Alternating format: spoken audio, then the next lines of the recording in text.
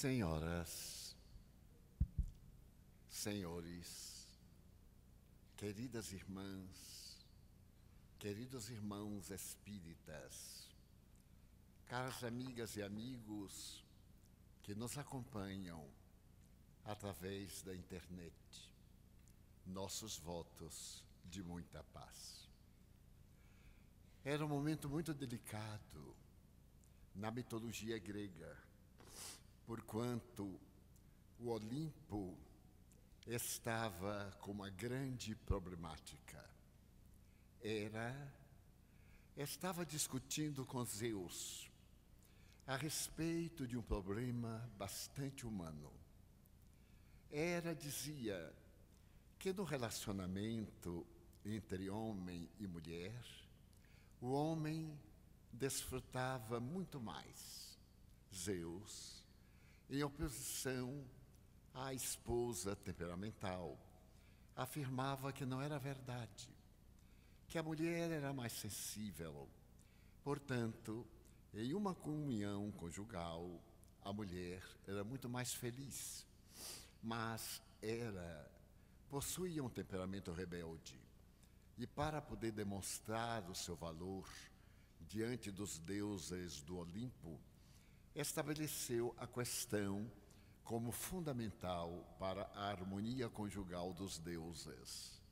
Depois de muita reflexão, de discussões continuadas, pensou-se em ter alguém que pudesse dirimir a problemática. E foi escolhido um ser muito curioso. Na sua evolução deífica, havia exercido a feminilidade.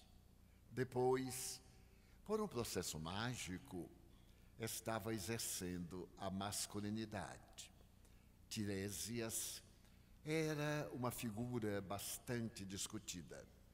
Os dois deuses convidaram-no a opinar qual deles tinha razão.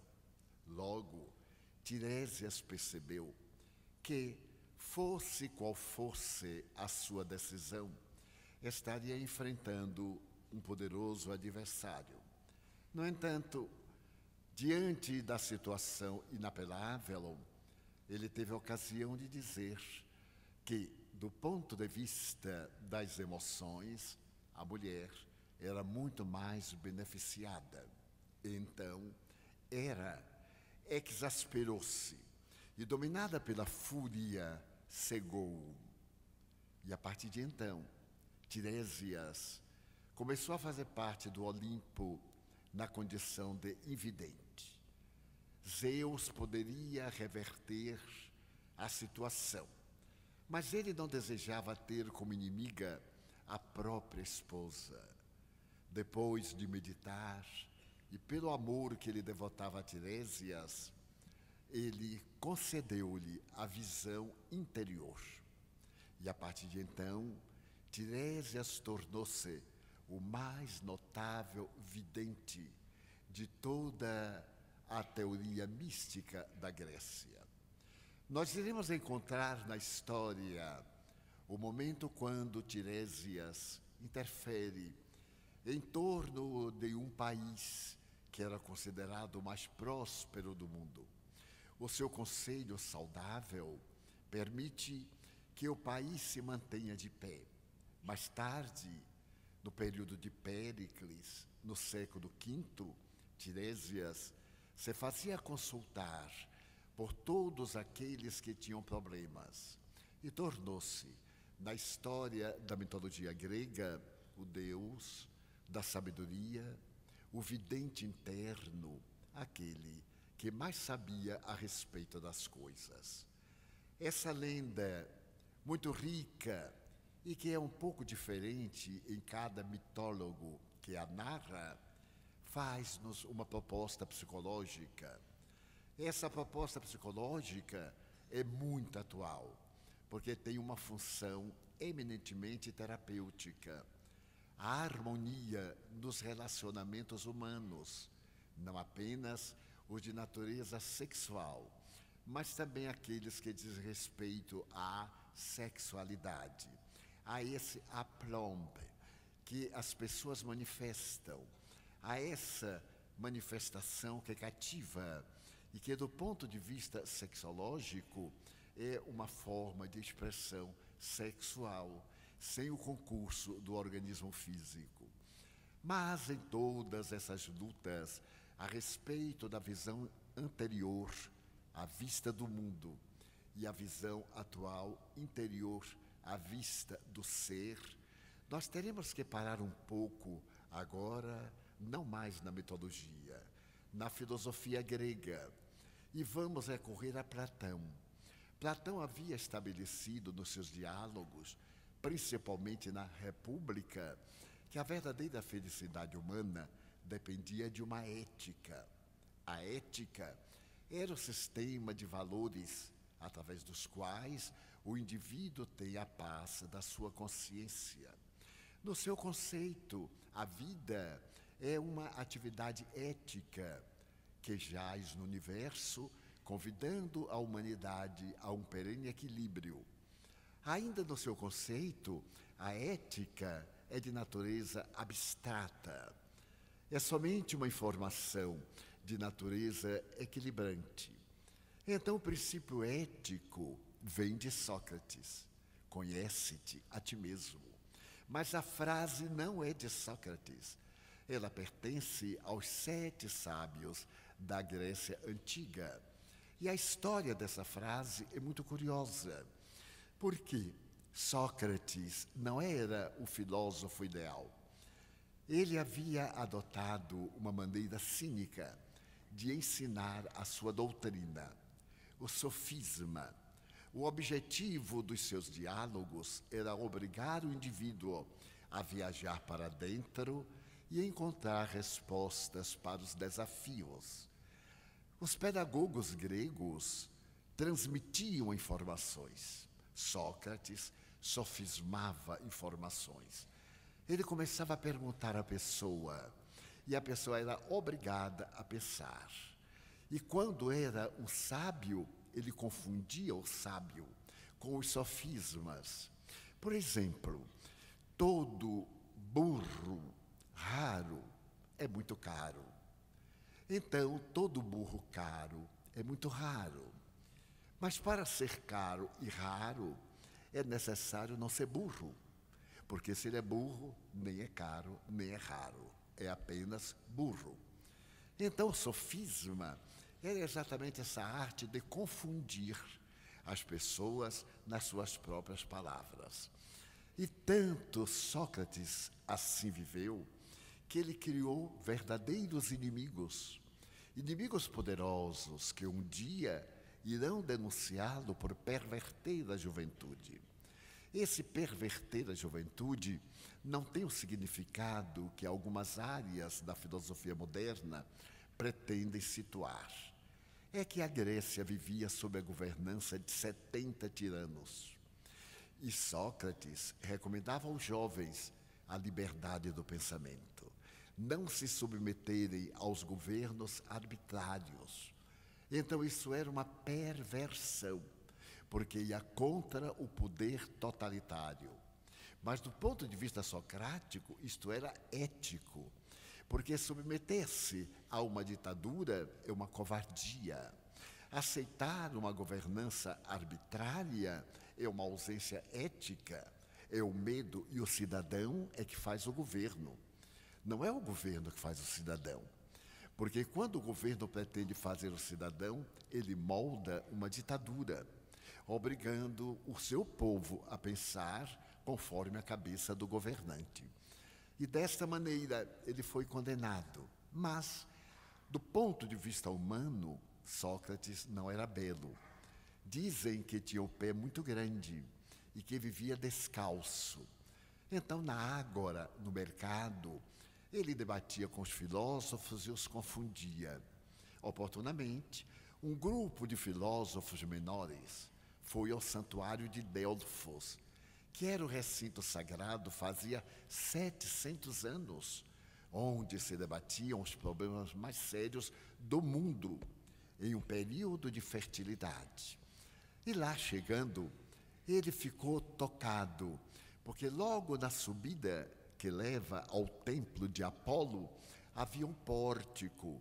E neste pórtico estava escrito: Genote se auton, conhece-te a ti mesmo. Ele achou a frase tão notável, porque é muito fácil conhecer aos outros. Basta projetar os seus conflitos, mas autoconhecer-se é necessário viajar para dentro, ter uma visão interna do que se é. E ele adotou o comportamento, mas ele foi até o grande intérprete dos deuses e perguntou de um momento para o outro: afinal, aquilo que andaram falando para mim é verdade? Os meus adversários tiveram oportunidade de vir aqui e perguntaram a Apolo qual era o homem mais sábio da Grécia. E Apolo respondeu que era Sócrates. E eu sou Sócrates. Eu venho perguntar se isso tem fundamento. E o deus Apolo respondeu que sim. E Sócrates redarguiu: talvez, porque eu sou o único pensador na Grécia que sabe que nada sabe. A verdadeira sabedoria é a sua ignorância, porque à medida que o indivíduo sabe, mais o universo ele descobre. A pessoa bronca, ignorante, não tem interrogações, mas a pessoa que pensa, cada dia descobre uma parte do universo e descobre-se o enigma que a pessoa é. Desta forma, quando Sócrates retornou a Atenas, ele apresentou como proposta o conhece-te a ti mesmo. Cerca de 23 séculos depois, Allan Kardec pergunta aos espíritos, questão 1019 de O Livro dos Espíritos: qual é o método mais eficaz, não é um método comum, para ser-se feliz neste mundo e superar-se as más inclinações?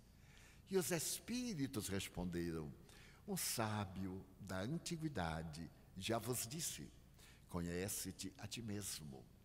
Eu achei muito curiosa a maneira como os responsáveis do além responderam. Não deixam perceber que a frase é de Sócrates, mas sim que Sócrates havia dito. Naturalmente, ele havia recuado alguns séculos durante o período dos 7 sábios, na Magna Grécia, e adquirido esse conhecimento. E o que me fascina é o comentário que faz Santo Agostinho: fazei como eu. Diariamente, antes de dormir, eu fazia uma análise dos meus pensamentos, fazia um estudo da minha consciência e examinava o que havia feito durante o dia. Se havia praticado bem, eu prosseguia. Mas se eu havia praticado mal, no dia seguinte, eu procurava, arrependido, reorganizar-me.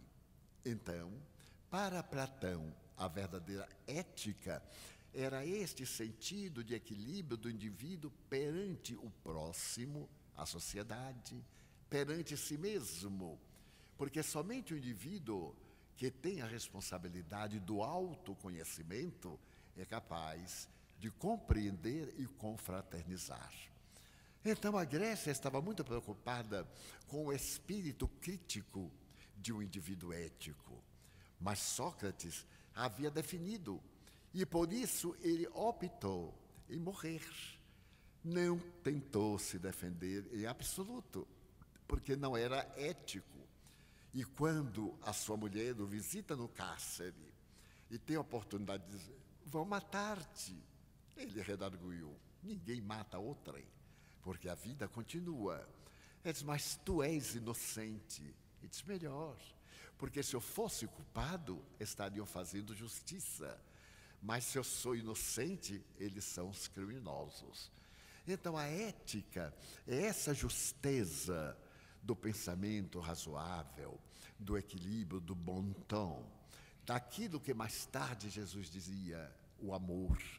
O amor no seu significado mais profundo, nunca devolver o mal, mesmo quando o mal nos perturba, não nos faz mal. Se não dermos valor, não tem nenhum sentido. E deixou-se crucificar, da mesma forma que Sócrates deixou-se beber a cicuta no vasilhame de alabastro. Então, a problemática ateniense do século IV a.C., mais ou menos, era descobrir o sentido ético, quando mais tarde Aristóteles, que havia sido discípulo de Platão, como Platão houvera sido discípulo de Sócrates, começou a pensar no ideal de beleza. Como é que nós poderemos ter um ideal de beleza? E ele fez uma carta ao seu filho Nicômano. Essa carta é curiosa, porque ele coloca textualmente carta a Nicômano, e é o mais notável tratado de ética na área da justiça e da política do pensamento democrático de todos os tempos.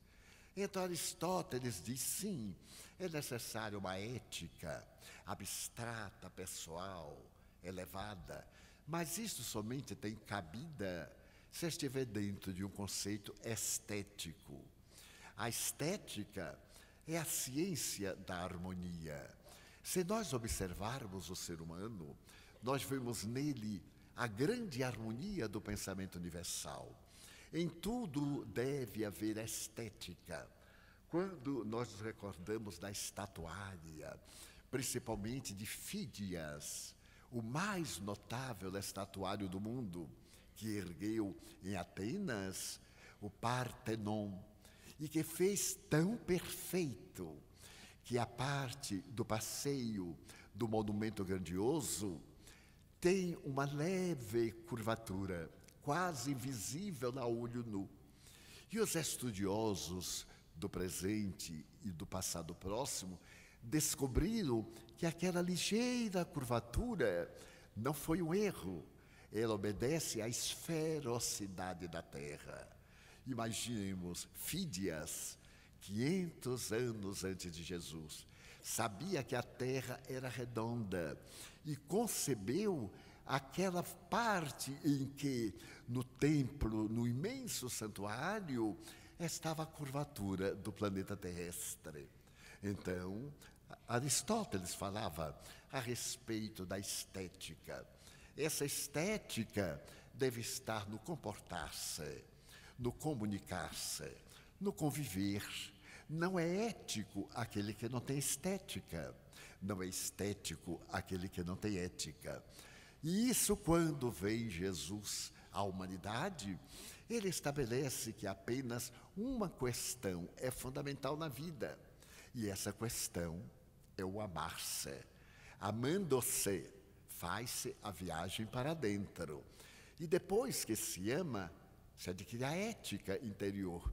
Vem a estética, amar o próximo. Portanto, fazer essa harmonia. Se nós observarmos toda essa jornada de natureza mitológica, desde o momento em que se estabelece a visão interior proporcionada por Zeus, até quando Jesus diz: o reino dos céus está dentro de vós. É necessário conquistá-lo. E utiliza de um substantivo muito curioso. Deveremos tomá-lo de assalto. Não é um trabalho morigerado, prolongado, é uma definição. O grande perseguidor está no deserto. A cidade de Damasco desenha-se. A paisagem é lúgubre, é árida, e Saulo vai com cartas para prender Ananias e, naturalmente, desbaratar o primeiro grupo dos cristãos fora de Jerusalém. E naquele momento em que Saulo, com todo o poder que fora dado pelo Sinédrio, apesar de Gamaliel, o grão-mestre, dizer-lhe: Saulo, tem cuidado, porque se eles são de Deus, nenhuma força os destruirá. Mas se eles não são de Deus, não adianta, porque eles se destruirão por si mesmos. Eis a ética, a estética. Então, por que combater? Por que lutar? Por que matar? Se não tem valor, não sobrevive. Mas se sobrevive sob o poder de Deus, não é ético combater as leis divinas. nós vamos encontrar aí a lição de humildade, que é a ética básica da criatura humana. Foi a ética de Sócrates. Eu sei que nada sei. Sou o único que conhece a própria ignorância.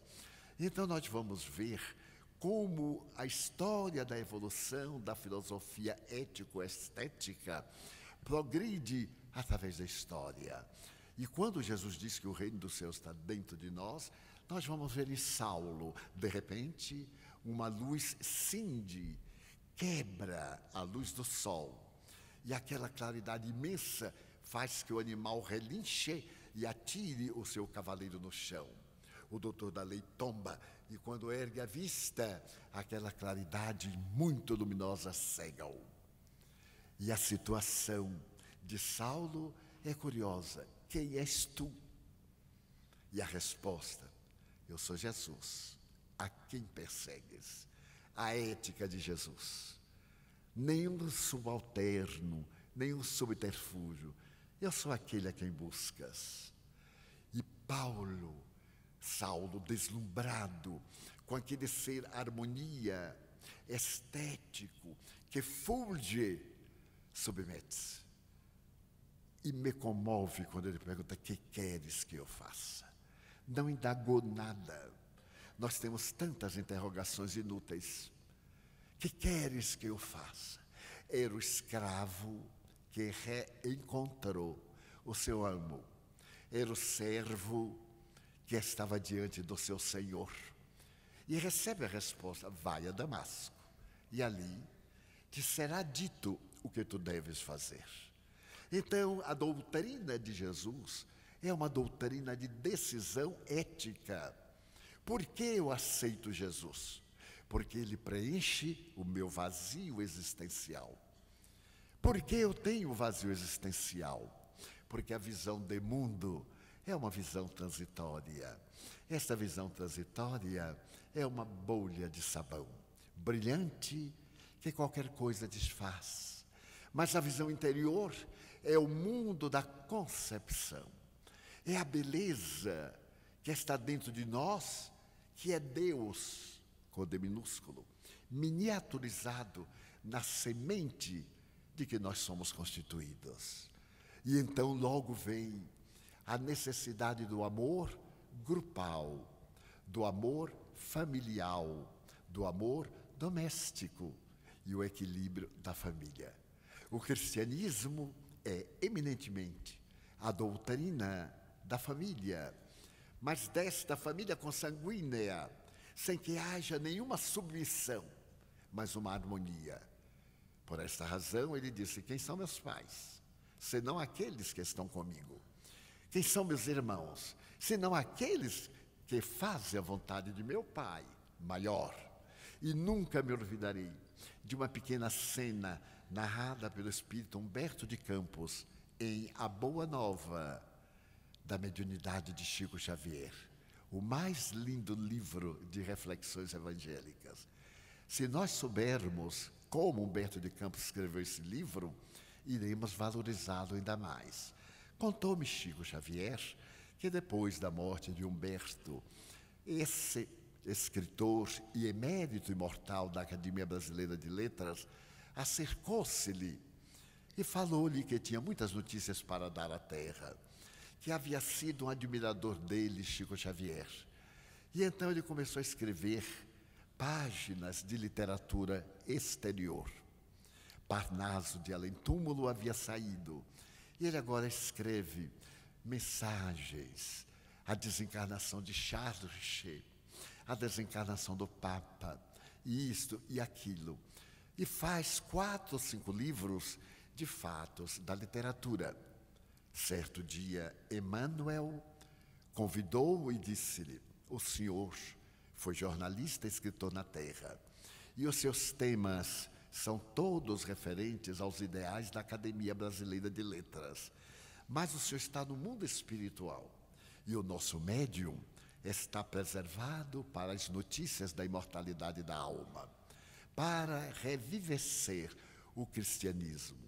Para o senhor escrever por intermédio dele, terá que frequentar agora uma das nossas universidades espirituais, para conhecer o Evangelho. E depois que o senhor conheça o Evangelho, sim, voltará a escrever. Humberto de Campos aceitou e durante 10 anos foi frequentar uma faculdade de teologia evangélica. E quando voltou, escreveu a Boa Nova, que é o Evangelho vivo e pulsante que ele auriu nas anotações da imensa biblioteca de memórias do mundo espiritual. Então há uma cena em que Maria vai visitar Isabel, levando seu menino Yeshua. Isabel havia tido antes dele 6 meses aproximadamente Iocanaã, João. E os 2 meninos deveriam estar entre 4 e 5 anos. Narra Humberto de Campos com a sua beleza poética. Ele é considerado o mais notável virgulador da literatura brasileira. E então as mães estão conversando, coisa de mulheres. Quando 2 mulheres se encontram, seja na terra, seja nos céus, o diálogo é interminável. E os meninos aproveitaram, como ocorre, e foram brincar. De repente, as 2 mães lembraram-se das crianças, porque Nazaré não tem montanhas, mas é muito acidentada. Tem montes, montículos, morros, e elas preocuparam-se e correram à porta. Quando chegaram à porta, elas viram um dos montes próximos, os 2 meninos. João estava quase deitado à borda do abismo e Jesus estava de pé. E Humberto de Campos diz esta frase: era um general apontando o campo de batalha ao soldado que viria primeiro. Linda frase.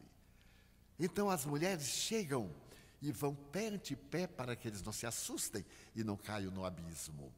E Maria segura e faz: Yeshua, por que me preocupas? O que estavas fazendo? Ele sorriu e respondeu: bem, eu estava cuidando dos negócios de meu pai. Eu já te disse que teu pai é José. Ele então sorri.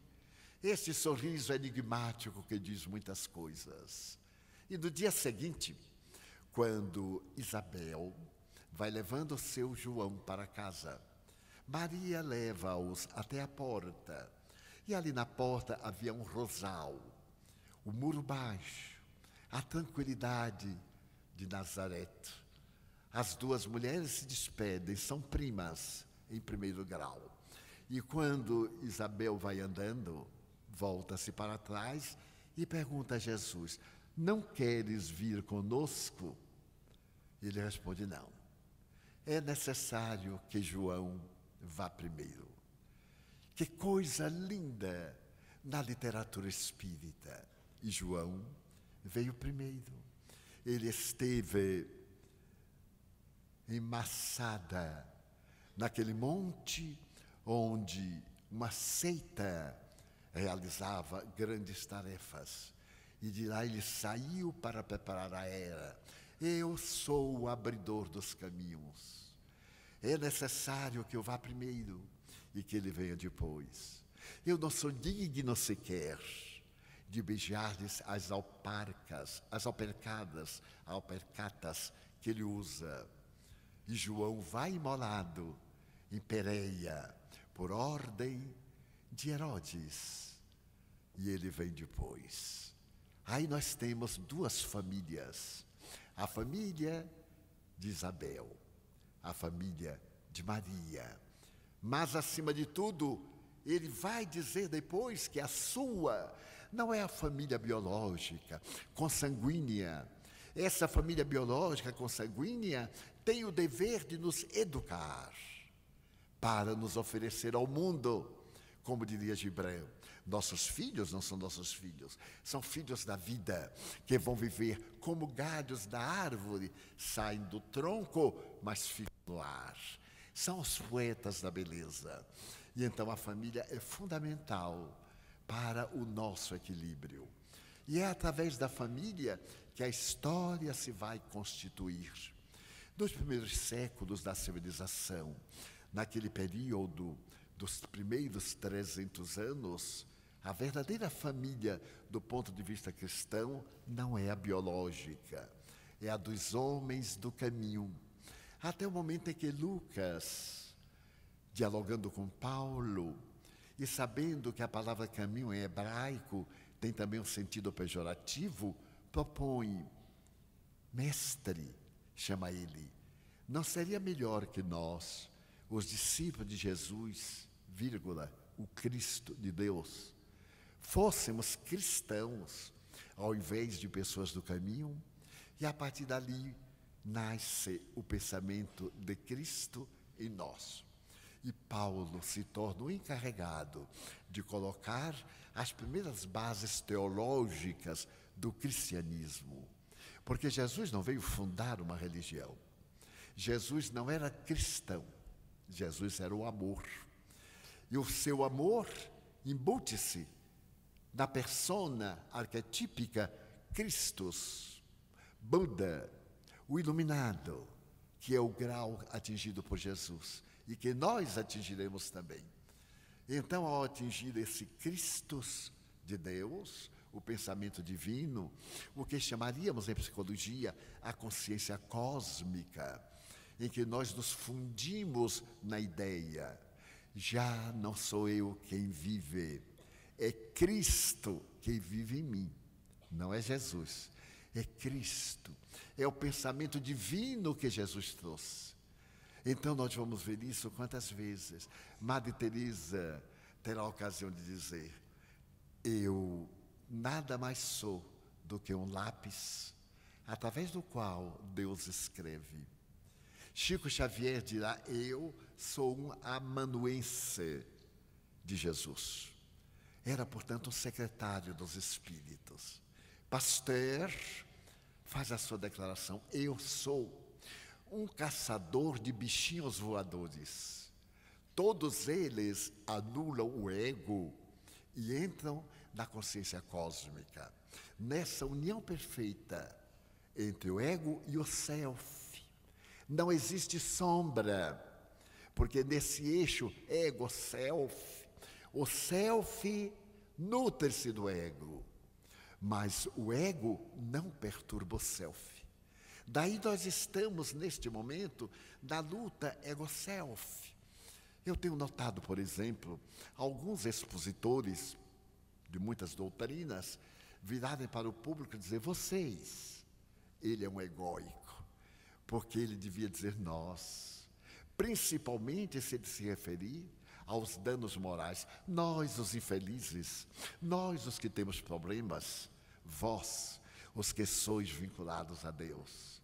É o chamado pronome de humildade. A nossa língua é tão rica que tem este pronome de humildade. Jamais deveremos apontar alguém: eu te acuso. Nós, aqueles que caímos, nós os frágeis, mas vós os vitoriosos. Então, nós vamos vendo essa psicologia do vir a ser, não a psicologia do que eu já fui, que importa, da minha tendência, do que é que eu serei, qual é a minha busca, qual é o sentido da minha vida, quem sou eu interior, porque o exterior é a persona, é a máscara, é a projeção da imagem, mas o self é o psiquismo divino. Marchamos para a unidade.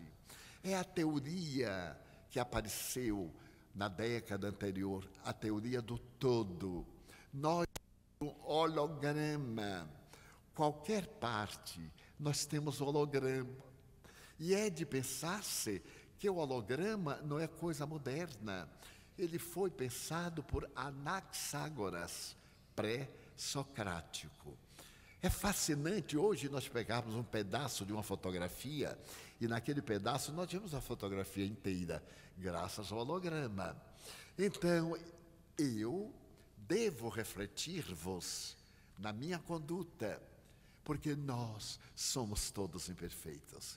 Mas vós já conseguistes amar o Cristo de tal forma que ele invade o meu ego. E no holograma do meu conjunto, a chama do Senhor está em mim. Então eu tenho que aquecer o mais próximo, que é o próximo mais próximo de mim. Recentemente eu me referi que a linguagem espanhola diz isto muito melhor, porque eu digo o próximo, mais próximo na língua portuguesa, mas em espanhol seria: qual é o próximo que está mais próximo de mim? É aquele que é meu próximo. Então, o próximo, o que está perto, é o meu irmão, é o meu irmão familiar.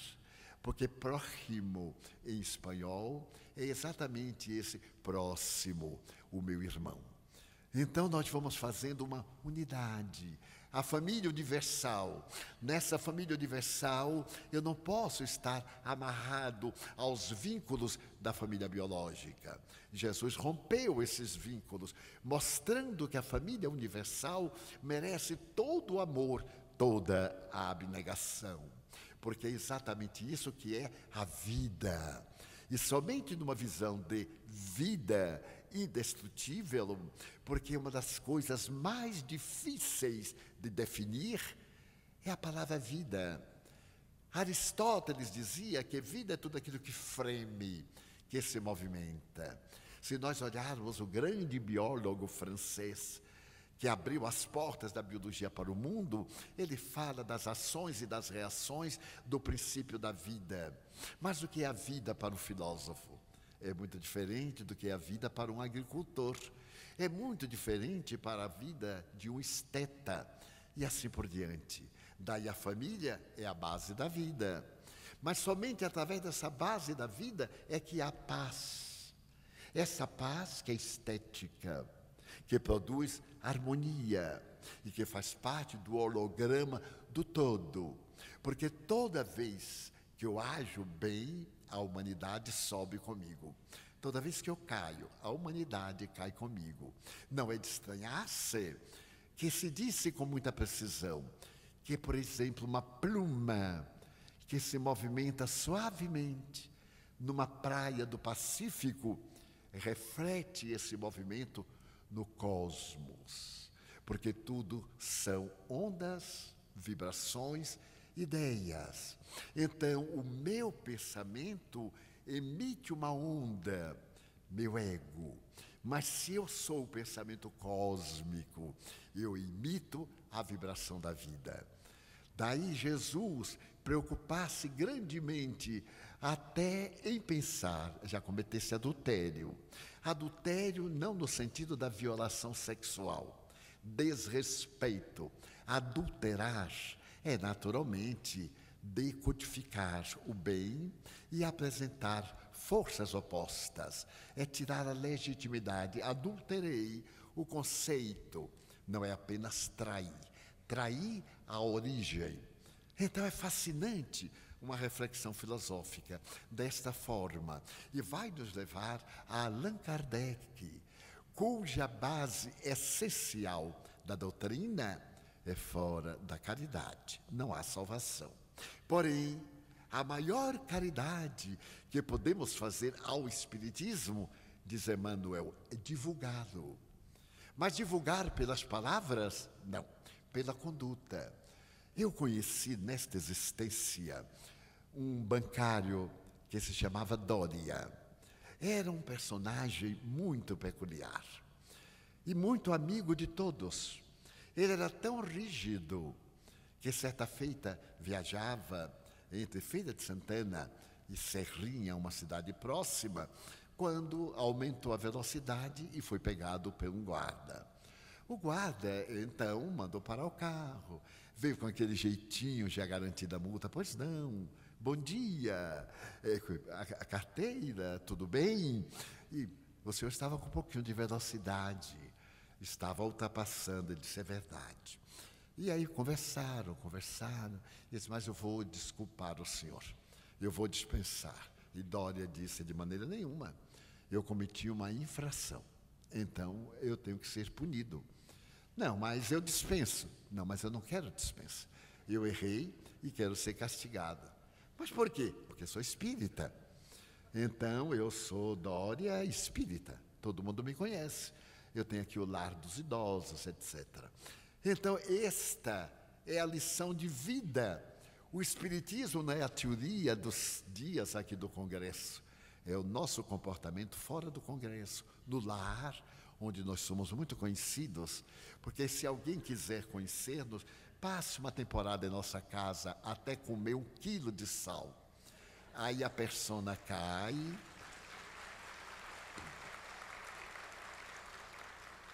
o ego se desvela e a farsa desaparece. Porque ninguém consegue ficar mascarado muito tempo, só o meu professor de matemática. Então, nós estamos nesta reflexão profunda. E Emmanuel nos propõe que essa é a caridade que nós vamos fazer o Espiritismo. Mas, para fazê-la, é necessário que sejamos espíritas, como ele colocou na linda mensagem intitulada Doutrina Espírita. Espírita, seja o nome do teu nome. É fascinante. Como é que os cristãos se identificavam? Usando um cajado, desenhavam no solo um peixe, que era o símbolo, e todos o conheciam. Mas o conheciam também na hora do testemunho. Haviam alguns que abjuravam. Há também alguns espíritas que abjuram. Ainda hoje, ontem, no amanhecer de hoje, eu li o e-mail de um amigo, ou um WhatsApp, como se queira. Ele diz assim: você sabe, Edivaldo, que eu não sou mais espírita. Eu não sabia, porque eu me engano.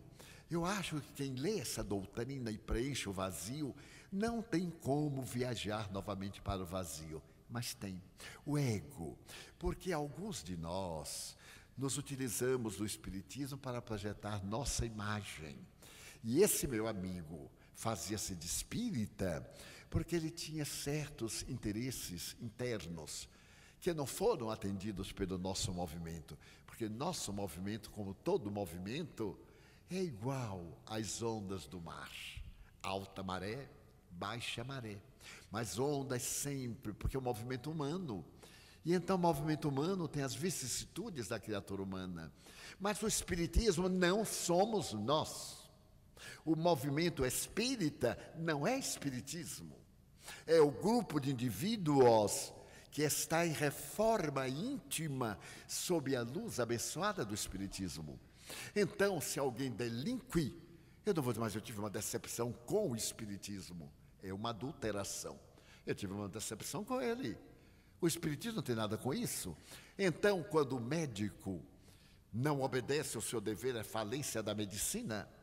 Quando um advogado vai para a porta do fórum para pegar causas indignas, ele pode dizer que está maculando o direito ou ele é uma mácula?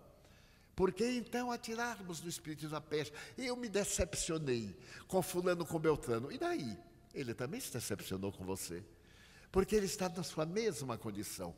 Daí o Espiritismo nos exige a prática da caridade para conosco mesmo. E essa prática da caridade é a proposta de Zeus, a visão interna, a iluminação, a busca do ser que somos, no corpo que estamos. São 2 verbos. Então, eu estou espírita, porque sou um ser imortal na busca da minha plenitude. Então, a família é o lugar que Deus me colocou, onde eu necessito desenvolver experiências iluminativas. E me permito agora passar os exemplos, depois desta, como diríamos em linguagem baiana, mal alinhavada visão de filosofia ética. Uma das notáveis páginas da literatura universal, eu atribuo a Crowley, o notável escritor inglês do século XX. Crowley escreveu uma literatura apaixonante entre 1945 e 1970. Foi um escritor profícuo. Todo mundo que ama literatura àquela época leu Noites de Vigília, Pelos Caminhos da Minha Vida, A Família Bradley, O Jardineiro Espanhol. e toda uma série de obras que comoveram o mundo e que deram ao cinema muitos Oscars, porque as suas obras todas foram apresentadas na cinematografia. Mas no livro dele, a respeito de Pelos Caminhos da Minha Vida, que é uma autobiografia, há um cenário que me comoveu muito. Eu li na juventude, portanto, há muito tempo, mas as imagens estão impressas na minha alma. Ele se encontrava na cidade romântica, atribuída à residência de Romeu e Julieta na Itália. Fazia uma viagem depois da guerra. A Itália ficou famosa quando foi descoberta depois da Segunda Guerra Mundial. Aqueles que vivemos esse período nunca nos olvidaremos de um filme Candelabro italiano.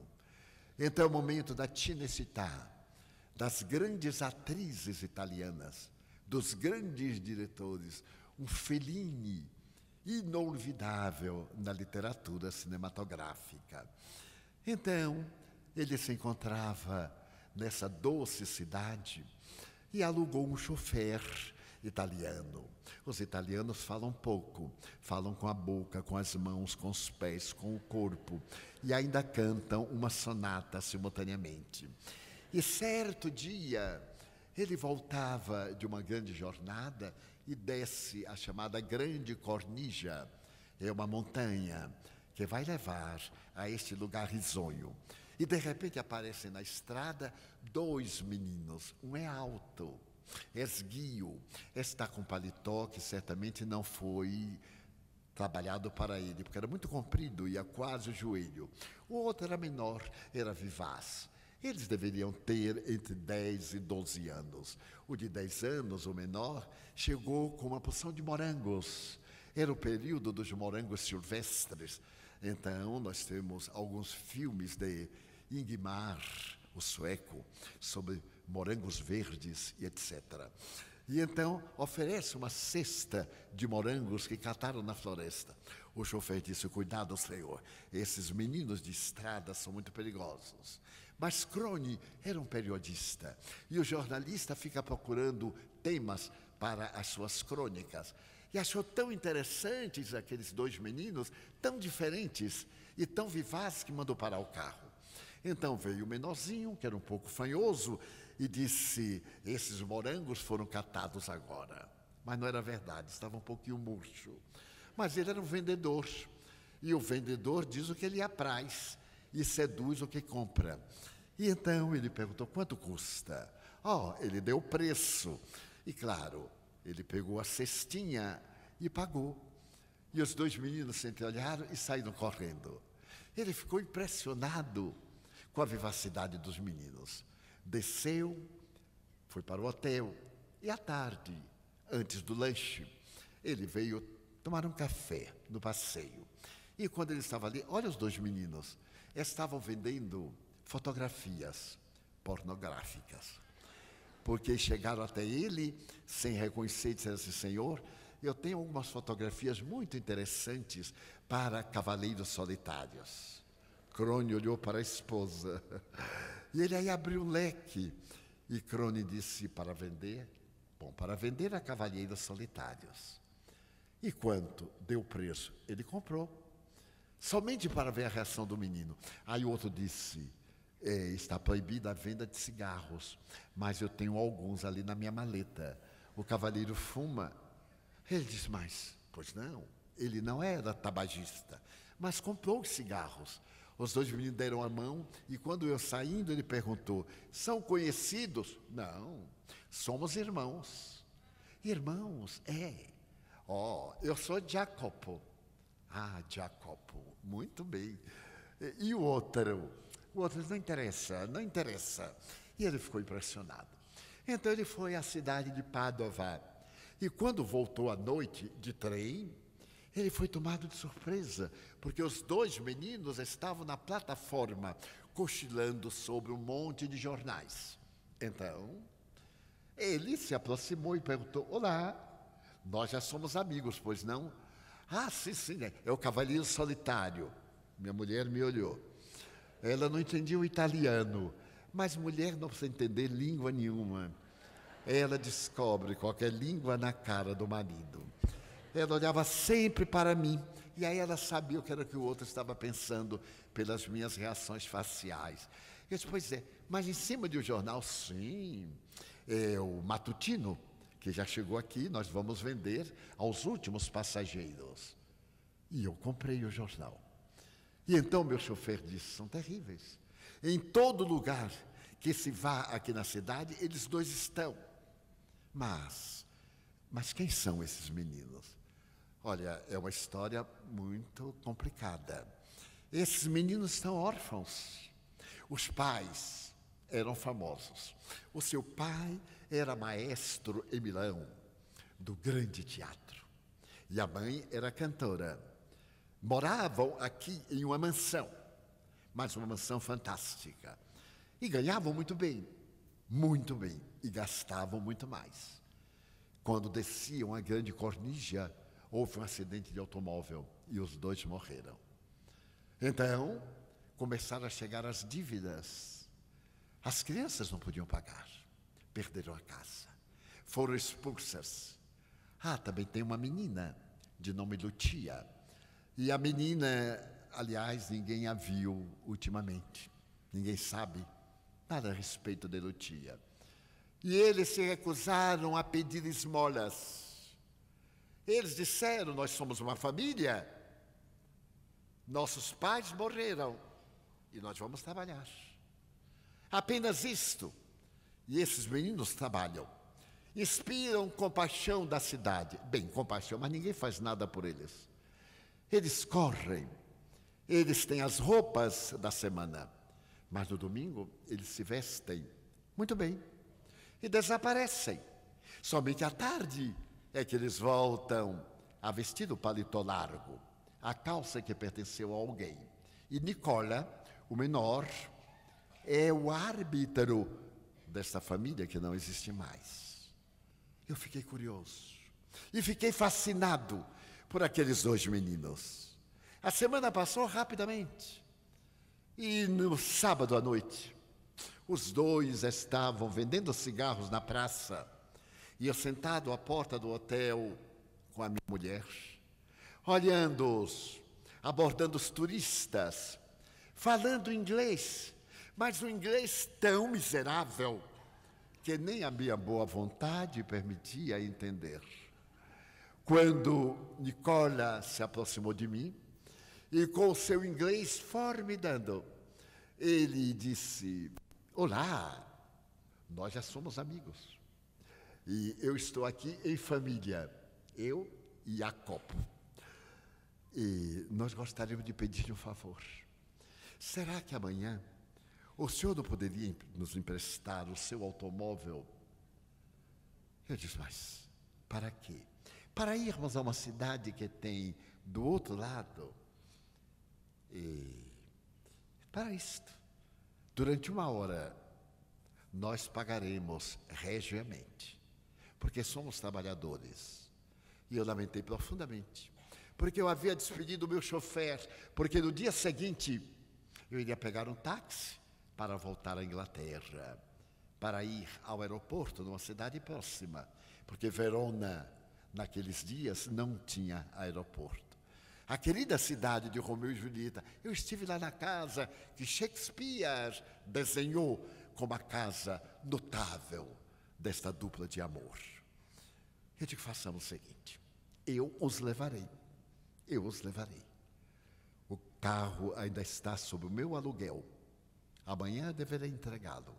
Como é pela manhã, eu os levarei. Eles sorriram, assinalaram a hora e, para minha surpresa, às 8 horas, pontualmente, Nicola parecia um pequeno príncipe, uma roupa de veludo, e Jacopo estava vestido com equilíbrio, penteados, lavados, arrumados, sorridentes, com um molho de flores do campo e uma cesta de morangos. Entraram no carro e eu perguntei, para onde vamos? Pela grande Cornígia. A estrada nós indicaremos onde. E fomos. Quando chegamos à cidade, eles nos foram guiando até um casarão fantástico, de onde saía o odor de éter. Deveria ser um hospital. Então Nicola, que era mais falante, disse: nós saltamos aqui. O senhor pode ficar ali naquela tratoria. Tome um café. Não esqueça que a pizza daqui não é como a de Nápoles. Então me deu instrução como é que eu deveria pedir, porque sabe como é turista e como é o local. O turista, tudo é fantástico. Ele está no mundo da ilusão. E o local sabe de tudo, e que o turista também é o imaginário. O senhor fique ali, dentro de 1 hora, nós voltaremos. Abriu-se um portão e eu vi um imenso jardim. E vi lá dentro o casarão, uma varanda, e fiquei curioso. Fui até a tratoria, sentei-me, dei tempo a que eles entrassem, e com o faro de jornalista, eu vim, entrei. E era realmente uma clínica. Encontrei uma religiosa e perguntei: senhora, irmã, eu estou procurando aqui. Ah, já sei. Nicola e Jacopo? Sim, todo domingo eles vêm. Vêm visitar Lucia, a irmã deles. Eles são uma família, você sabia? Eles são órfãos, mas não admitem que são órfãos. Nós somos uma família. É o que eles dizem, e são uma família. O senhor gostaria de vê-los? E me levou pelo corredor até um apartamento lá no fundo. A porta estava semiaberta e pela fresta eu vi a cena mais comovedora da minha vida periodística, recostada a um grande almofadão. Estava uma jovem pálida, de cabelos negros, que parecia uma Madonna. Ajoelhado no chão, Nicola. E na janela, formando um ângulo, Jacopo. As flores estavam dentro de um copo com água. E ali também estava a cestinha de morangos maduros. Ela sorria. E enquanto Nicola balbuciava uma canção, uma daquelas doces canções, a respeito de Sorrento, a doce Sorrento napolitana. Ela comia e sorria, e no rosto pálido também chorava, e Nicola cantava. Era uma moldura da renascença, pela sua beleza terna e encantadora. Então, eu não fiquei mais tempo. Tive vergonha de estar violando a intimidade daquela família. A religiosa me fez sinal, me pegou da mão e disse: nada mais extraordinário do que essa família. Nunca vi igual. Esses meninos vêm todo domingo pagar a semana próxima. Não sei como conseguem dinheiro. Esta é uma clínica de traumatologia. É uma clínica suíça. Nós, as religiosas, trabalhamos de graça. Mas é uma clínica de ortopedia traumatológica muito cara. Lucia está vestida de um aparelho porque ela foi vítima de um acidente que lhe desequilibrou a coluna. E está sob vigilância, senão estaria totalmente paralítica. As experiências são muito caras e todo domingo eles chegam limpos, belos, como 2 príncipes medievais. Passam primeiro no caixa e pagam a próxima semana. E depois vem e ele canta para ela, e ela sorri, e ela chora, enquanto Jacopo olha a grande cornija onde seus pais morreram queimados no desastre de automóveis. Eu então saí ponta de pé, e fui para a tratoria. Daí a pouco, lá veio os 2 pardais. Nicola agitava-se como um pardal da cidade e dizia: pois não, comeu a pizza, já podemos descer. O rosto deles brilhava. Descemos. Eu tinha um nó na garganta. Queria perguntar o quê? Queria dizer qualquer coisa, mas eu não tinha família. Eu não sabia o que era um beijo de um filho. Eu não sabia o que era a ternura da paternidade. E fiquei com uma saudade imensa de Verona. Deixei-os. Eles sorriram e disseram tchau. E nada mais. Preparei-me. Às 17 horas, quando eu desci as malas e fiz o check-up, na praça, lá estavam os 2, Jacopo, com o paletó descendo até o joelho, fotografias proibidas, e o outro, cigarros da melhor qualidade, não contrabandeados. Não era legal. Eu então peguei um envelope, coloquei alguns milhares de libra esterlina, ainda não era pounds, e escrevi poucas palavras no envelope. Entreguei a Giuseppe, ao hoteleiro, e disse-lhe: quando eu entrar no carro e for desaparecendo, chame-os e entregue-os. É o que eu desejo. Giuseppe limpou de lágrimas os olhos. E então eu entrei no carro, o chofer começou, e Giuseppe começou a gritar: ei! Com aquela verbosidade italiana. Os meninos correram pensando que iam vender alguma coisa.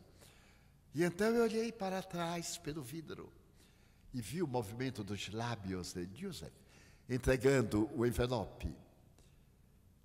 Nicola abriu e viu as libras esterlinas, abriu-as em um leque, olhou para mim. Eu dei um adeus e ele correu atrás do carro. E eu havia colocado no envelope: a 2 cavaleiros de Verona. E esta família nunca mais saiu do meu pensamento. Então, há famílias e há famílias. Eu tive uma experiência humana que também marcou minha vida. Eu era funcionário do governo de uma autarquia e trabalhava 2 expedientes, pela manhã e à tarde. No expediente da tarde havia a célebre hora do lanche, quando às 15 horas nós tínhamos meia hora e saíamos para tomar um ar, para lanchar. E a Rua Chile, em Salvador, era a rua elegante, a rua da moda. Eu gostava de passear, de olhar as vitrines. E certo dia, eu estava andando calmamente pela Rua Chile e à minha frente estava um senhor. Eu era jovem, de 30 anos. E de repente o senhor desmaiou. Diante de mim eu corri, ainda consegui detê-lo antes de bater a cabeça no chão, e caímos os 2, porque eu não sou lá muito jeitoso, mas a verdade é que eu segurei o homem. Segurei e ele estava suando muito. E eu toquei, as mãos estavam geladas. Eu fiquei aturdido, mas pessoas pararam, olharam, foram adiante. E então aí eu dei a mão para parar um táxi e pedi ao chofer que me ajudasse. Ele chegou, me ajudou, carregou e eu disse: rápido, ao pronto-socorro, que fica a 1,5 km mais ou menos de onde eu estava. Ele saiu em disparada, mas foi tão interessante que eu disse assim: corra com todo cuidado. O chofer disse: corro ou cuido? Eu disse: cuide e corra. Ele então deu uma boa baianada. Mas nesse ínterim havia um hospital. Eu digo, pare ali no hospital. Ele parou e eu disse, um momentinho. Saltei correndo e fui até a funcionária da recepção. Ela estava lixando as unhas, que é um toque muito feminino. E era uma funcionária muito eficiente. Bocejava e limpava as unhas. Eu então disse assim, senhorita, eu desejo internar uma pessoa que está desmaiada ali no carro. E ela perguntou com certa negligência, seu parente? Eu digo, não, senhora, quem é que vai dar a entrada? Porque para morrer, primeiro tem que dar uma entrada, para poder morrer tranquilo. Eu não sei, deve ser ele, não é? Quando voltar. Ele está desmaiado ou eu acho que já morreu. Eu nem o toquei, ele está muito frio. O senhor se meteu numa encrenca, não é? Ele disse, mas o homem desmaiou na minha frente. Eu carreguei. Ele tem seguro? Eu digo, minha senhora, eu não sei. Eu carreguei e estou trazendo aqui para o hospital. Mas para internar é necessário ver se ele vai pagar ou fazer o depósito. Eu digo, minha filha, eu era mais jovem do que ela. Eu disse, minha filha, a essa altura ele já morreu. Eu só quero que você mande o enfermeiro ver se ele morreu ou se ainda pode fazer qualquer coisa. Eu disse, o hospital não assume essa responsabilidade. Ele ainda ficou zombando de mim. Imagine que não tinha bullying naquele tempo. Se fosse hoje, até ela me batia. Ela disse assim, você é tão jovem se meter nisso? Quando alguém cair, pule por cima. Eu digo, não, eu não sou de pular. Se eu pular por cima, eu caio por cima do indivíduo. Mas a gente está perdendo tempo. Será que alguém pode fazer a caridade de olhar se o homem já morreu? Ou o enfermeiro pode trazer ela? Eu disse, meu Deus. E fiquei mais atarantado, eu já era um pouco. Nesse momento, chega um cavalheiro, magro, cabelos brancos. Naquele tempo não tinha tintura. E está o cavalheiro. E ela aí deixou a lixa de unha, tomou outra postura. Pois não, em que posso lhe ser útil? Eu digo, nossa. E ele diz assim, boa tarde. Ela, boa tarde, diretor. Eu corri, o senhor é o diretor do hospital? Ele disse, pois não, eu estou com um homem ali para morrer e a mulher não deixa entrar. O senhor faz o favor de ver se ele já morreu? Meus amigos, nada como poder. Ele bateu palmas. De repente saiu tanta gente de tudo que foi buraco, saiu gente, alguém já veio com a padiola, ele desceu correndo, eu também, e aí botaram o homem na padiola, ele examinou e disse assim, ele está ainda respirando, para a sala cirúrgica, emergência, manda chamar, e aí foi aquela coisa, eu fiquei atarantado, e gente, ela também. Eu digo, nossa, como o poder é fantástico. Mas ele era simpatia em pessoa. E tal, e tal. E eu disse, pois não. Ele perguntou, foi o senhor que trouxe? E eu disse, foi sim, senhor. Então, um momentinho. O senhor é parente? Eu digo, não, não. Eu encontrei na rua. E o meu pensamento era que o táxi estava rodando, né? Não era nem amor pelo doente, nem nada. Era amor ao bolso. Eu já calculava, eu digo, vou ser preso, porque eu não estava preparado. Naquele tempo não tinha cartão, naquele tempo era aquele tempo. Então, eu disse assim, muito obrigado, agora eu vou pagar o táxi. Não, o senhor vai esperar. Ele disse, mas esperar o quê? Ele ainda não morreu, mas está num colapso muito profundo. Eu digo, ai meu Deus, o senhor me arranja cada coisa. E o que é que eu tenho que fazer? Entre aqui na minha sala. Eu disse, eu posso despachar o chofer, porque eu vou ter que pagar uma nota. Ele disse, pois não, pode despachar o chofer. Quando eu fui, Deus, como disse um ditado, Deus não existe, é o máximo. Eu aí cheguei para o chofer, pálido, imaginando que ia ficar na miséria. Então eu disse assim, mas eu dei uma de Cavaleiro de Verona. Ele disse, pois não, por favor, quanto lhe devo? Ele disse assim, não me deve nada. Ele disse, mas por que não? Porque o senhor fez a caridade, não é? Eu também tenho direito de fazer a caridade, não tenho? Eu disse, tem. Ele disse, pois é. Eu perguntei, o que é que o senhor está fazendo aqui? Ele disse, estou vendo se o homem morreu ou não. Não morreu. Ele disse, então, passe bem. E de outra vez me chame. Eu digo, vá com Deus. E ele se foi, e eu, muito obrigado, meu Deus, Nossa, estava rico de novo, subi a escada. E o médico sorrindo, magro. Naquele tempo nós fazíamos o culto do corpo. Então ele me levou até a sala. Quando eu entrei na sala, havia uma pintura à parede, um quadro de uma mulher loura, naquela fase linda, entre 50 e 60 anos. Quando a mulher atinge a plenitude, o vigor, o viço, a beleza, quando a alma suplanta o corpo, os dois olhos azuis, e o sorriso à la tradicional Mona Lisa. Aí eu parei, olhei, eu adoro arte, e disse, mas que senhora linda, minha mãe. Realmente, é uma mulher linda, de corpo e de alma. Quer sentar-se?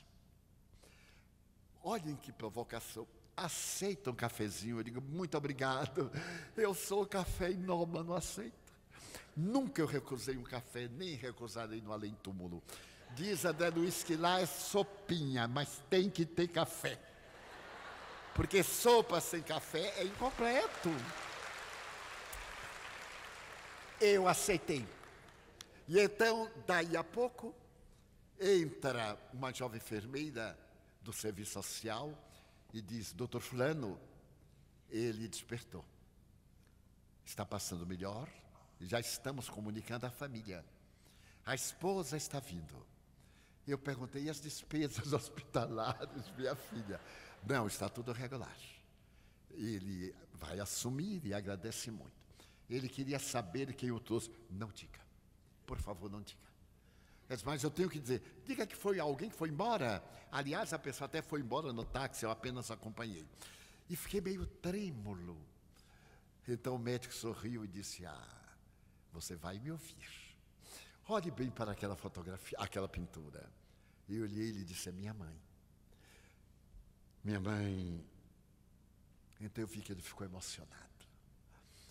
Eu sou descendente de alemães.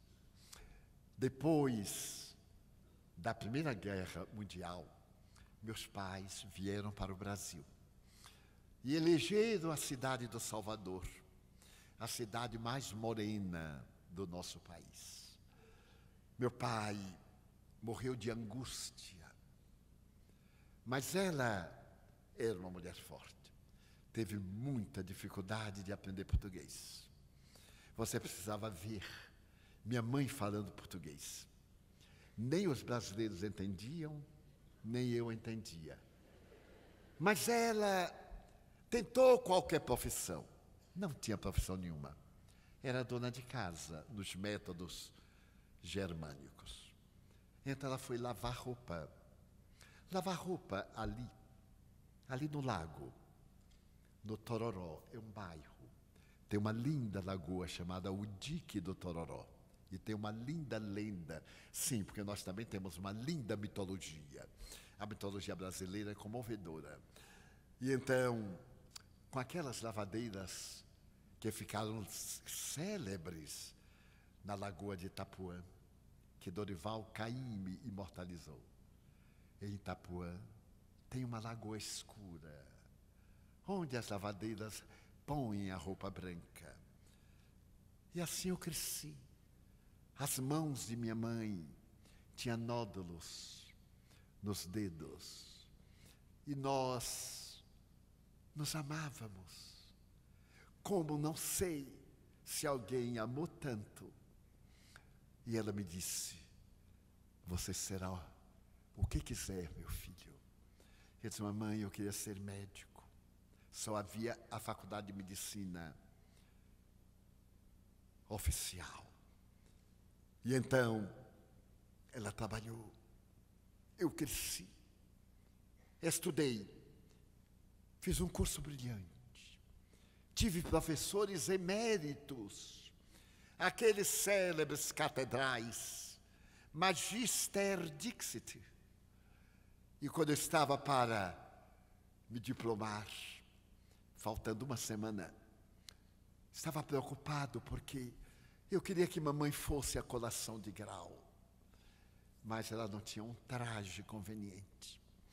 E eu consegui, com os colegas, comprar para minha mãe um vestido digno, um sapato correspondente.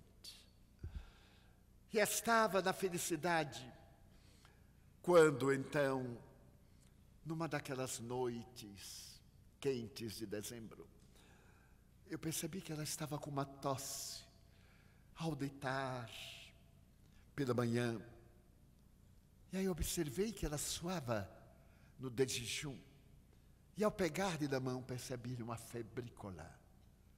Era um sinal desagradável.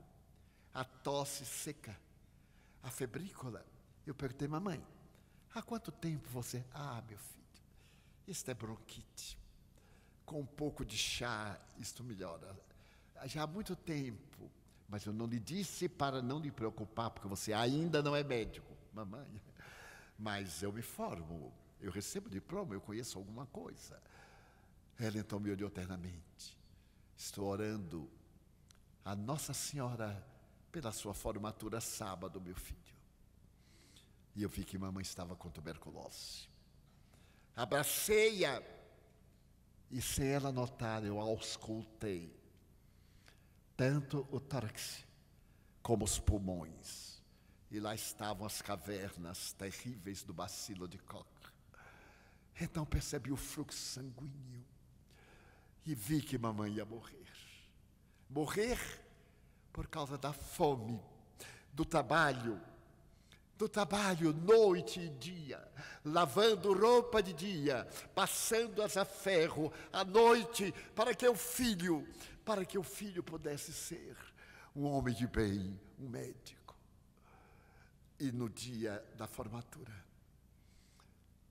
ela estava com a febre muito alta. Eu percebi hemoptise, ela tossia e as marcas de sangue. Estava na hora de receber o diploma. O táxi me esperava. E eu me aproximei e ela disse assim, vá, meu filho, a minha alma irá com você. Eu estarei lá com certeza. Com certeza.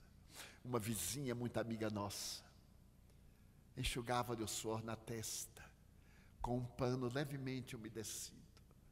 Disse, doutor, vá. Ela irá ver o senhor. E eu fui.